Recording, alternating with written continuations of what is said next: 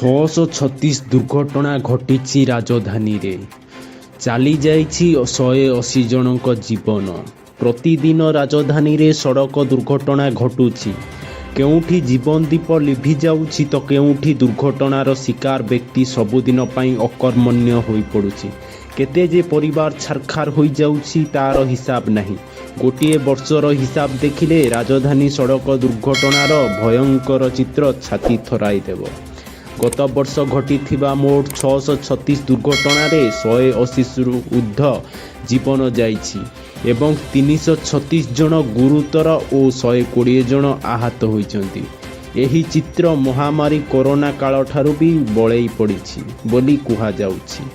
ଗତ ଡିସେମ୍ବର ମାସରେ ସର୍ବାଧିକ 22 ଜଣଙ୍କ ମୃତ୍ୟୁ ଘଟିଥିବା ବେଳେ ମାର୍ଚ୍ଚ ମାସରେ 20 ଜଣ, ନଭେମ୍ବର ଓ ଫେବୃଆରୀରେ 18 ଜଣ ଲେଖାଏଁ, ଏପ୍ରିଲରେ 16 ଜଣ, ଜାନୁଆରୀରେ 15 ଜଣ, ସେପ୍ଟେମ୍ବର ଓ ମେରେ 13 ଜଣ ଲେଖାଏଁ, ଜୁନରେ 12 ଜଣ ଏବଂ ଜୁଲାଇ, ଅଗଷ୍ଟ ଓ ଅକ୍ଟୋବରରେ 11 ଜଣ ଲେଖାଏଁ ଲୋକଙ୍କ ପ୍ରାଣହାନି ଘଟିଛି। ରାଜଧାନୀ ଦେଇ ଯାଇଥିବା 16 ନମ୍ବର ଜାତୀୟ ରାଜପଥରେ ସବୁଠୁ ଅଧିକ ଦୁର୍ଘଟଣା ଘଟୁଛି। ସେହିଭଳି ସହର ଭିତରେ ବି କିଛି କମ୍ ହୋଇନାହିଁ। ପରିସ୍ଥିତି ଏମିତି ଯେ ଥରେ ଘରୁ ଗୋଡ଼ କାଢ଼ି ବାହାରକୁ ଯିବା ପରେ ଘରକୁ ନ ଫେରିବା ପର୍ଯ୍ୟନ୍ତ ପରିବାର ଲୋକ ଶାନ୍ତିରେ ନିଶ୍ୱାସ ନେଇ ପାରୁନାହାନ୍ତି।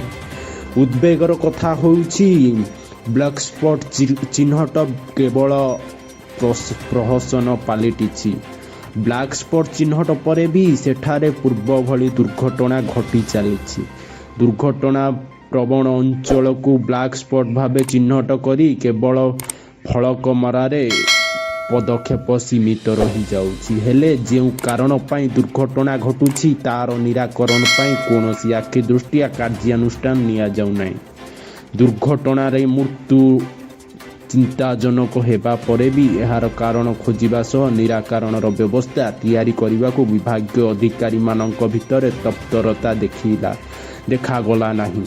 ସରକାରୀ ଅଧିକାରୀମାନେ ହାତ ଟେକି ଦେବା ପରେ ସର୍ଭେ ପାଇଁ ବିଭିନ୍ନ ଘରୋଇ ସଂସ୍ଥାକୁ ଦାୟିତ୍ୱ ଦିଆଗଲା। ସର୍ଭେ ରିପୋର୍ଟରେ ଦର୍ଶାଗଲା ଯେ ଅଧିକାଂଶ ସ୍ଥାନରେ ରୋଡ୍ ଡିଜାଇନରେ ସମସ୍ୟା ଥିବାରୁ ଦୁର୍ଘଟଣା ଘଟୁଛି।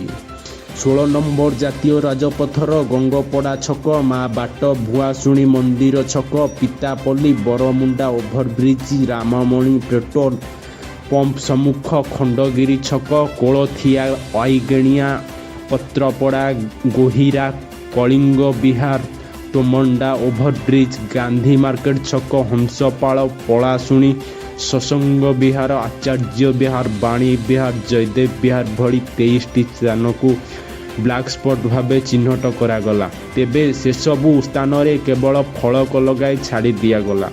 ରୋଡ୍ ଡିଜାଇନ ବଦଳାଇବା କଥା ହେଲା ନାହିଁ କି ବିକଳ୍ପ ବ୍ୟବସ୍ଥା କିଛି କରାଗଲା ନାହିଁ। ଫଳରେ ସେଠାରେ ପୂର୍ବରୁ ଯେମିତି ଦୁର୍ଘଟଣା ଘଟୁଥିଲା ଆଜି ବି ସେମିତି ଦୁର୍ଘଟଣା ଘଟୁଛି। ଗୁରୁତ୍ୱପୂର୍ଣ୍ଣ ପ୍ରସଙ୍ଗ ହେଉଛି ରାଜଧାନୀ ଭିତରେ ବେପରୁଆ ଓ ଦ୍ରୁତଗତିରେ ଗାଡ଼ି ଚାଳନା ନିୟନ୍ତ୍ରଣ ହୋଇପାରିଲା ନାହିଁ। କେବଳ ଜାତୀୟ ରାଜପଥ ନୁହେଁ, ସହର ଭିତରେ ବି ମଦ୍ୟପ ଚାଳକଙ୍କ ପାଇଁ ଏଭଳି ଭୟଙ୍କର ଦୁର୍ଘଟଣା ଘଟୁଛି। ଜାତୀୟ ରାଜପଥରେ ପଳାଶୁଣୀରୁ ଆରମ୍ଭ କରି ଗଙ୍ଗପଡ଼ା ପର୍ଯ୍ୟନ୍ତ ସହର ଭିତରେ ଜୟଦେବ ବିହାର, ନନ୍ଦନକାନନ ରାସ୍ତାରେ ଭାରୀ ଯାନମାନେ ବେଆଇନ ଭାବେ ଦ୍ରୁତ ବେଗରେ ଚଳାଚଳ କରୁଛନ୍ତି, ଅଥଚ ସେମାନଙ୍କ ଉପରେ ନିୟନ୍ତ୍ରଣ ନାହିଁ। ବଡ଼ କଥା ହେଉଛି ରାତିରେ ଏହିସବୁ ରାସ୍ତାରେ ଭାରୀ ଯାନମାନଙ୍କ ଗତି ଉପରେ ନଜର ରଖିବାକୁ କୌଣସି ବିଭାଗର ଦାୟିତ୍ୱ ରହୁନାହିଁ ବୋଲି ଅଭିଯୋଗ ହେଉଛି।